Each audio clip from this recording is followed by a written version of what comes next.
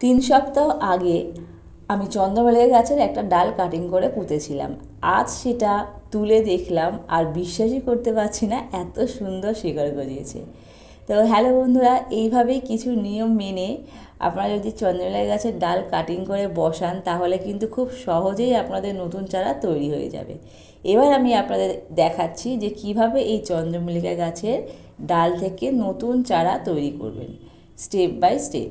তো প্রথমেই আমি বলেছিলাম চন্দ্রমল্লিকা গাছের পাশ থেকে দেখবেন এরকম নতুন নতুন শাখা বেরোয়, সেই শাখাটা তুললে দেখবেন শিকড় আছে তার মধ্যে। এটা আলাদা করে ডাল কেটে বসাতে হবে না, এটা সরাসরি মাটিতে বসিয়ে দিলে হয়ে যাবে। আর বাকি দ্বিতীয় নম্বর হচ্ছে আপনারা গাছ থেকে সরাসরি ডাল কেটে এইভাবে নিচের কিছু অংশ পাতাগুলো আমি ছাড়িয়ে নিলাম, তারপরে অ্যালোভেরা জেল দিয়ে আমি বালির মধ্যে বসিয়ে দেবো। বালিটাকে প্রথমে আমি একবার ধুয়ে রেখেছি, তারপরে উপর থেকে একটু জল দিয়ে আমি ডালটাকে এইভাবে পুঁতে দেবো। তো এইভাবেই কিন্তু পরে সমস্ত ডালগুলো আমি কাটিং করে নেব, আর একইভাবে আমি অ্যালোভেরা জেলের মধ্যে ডিপ করে তারপরে আমি পুঁতে দেবো। আমি কিন্তু কোনো রকম রুট হরমোন ব্যবহার করি না, আমি শুধুমাত্র এই অ্যালোভেরা জেল দিয়েই এত সুন্দর আমার রুট বেরিয়েছে, আপনারা বিশ্বাস করবেন না। শেষে আমি আপনাদের দেখাচ্ছি, পুরো ভিডিওটা দেখুন। তো দেখুন এটা পুরো সব তৈরি হয়ে গেল। এই যে সেই গাছটা দেখুন, এই গাছের ডাল থেকেই আমি চারা তৈরি করেছি।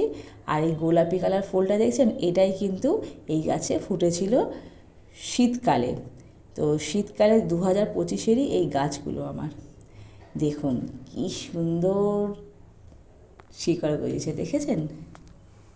তো আপনারাও এরকম চন্দ্রমল্লিকা গাছ থেকে ডাল কেটে এইভাবে বসিয়ে দেবেন, জাস্ট কিচ্ছু লাগবে না, ঘরোয়া পদ্ধতিতেই কত সুন্দর দেখুন রুটস বেরিয়েছে। তো কয়েকদিন নিয়মিত যত্ন নিলে কিন্তু এরকম সুন্দর শেকড় বেরিয়ে যাবে আর তৈরি হয়ে যাবে নতুন গাছ। যখনই বালিতে দেবেন, বালিটাকে চেষ্টা করবেন সেই পাত্রটাকে ছায়াযুক্ত জায়গায় রাখার, আর মাঝে মাঝে জল দেওয়া, শুকোতে দেওয়া যাবে না। আর প্রখর রোদে রাখবেন না, তাহলে বালিও শুকিয়ে যাবে আর ডালও শুকিয়ে যাবে।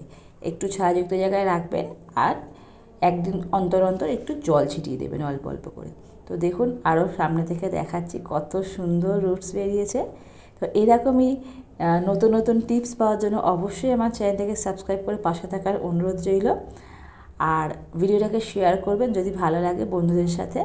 আর আমার পিছনে দেখুন একটা গাছ আছে, রঙ্গন গাছ। এটাও কিন্তু বর্ষাকালে আমি ছোট্ট একটা ডাল থেকে চারা তৈরি করেছি, আর এবছরে দেখুন কত সুন্দর ফুল হচ্ছে। তো ভিডিওটা ভালো লাগাটা লাইক করে দেবেন, আর চ্যানেলটা সাবস্ক্রাইব করে পাশে থাকার অনুরোধ রইল। টাটা।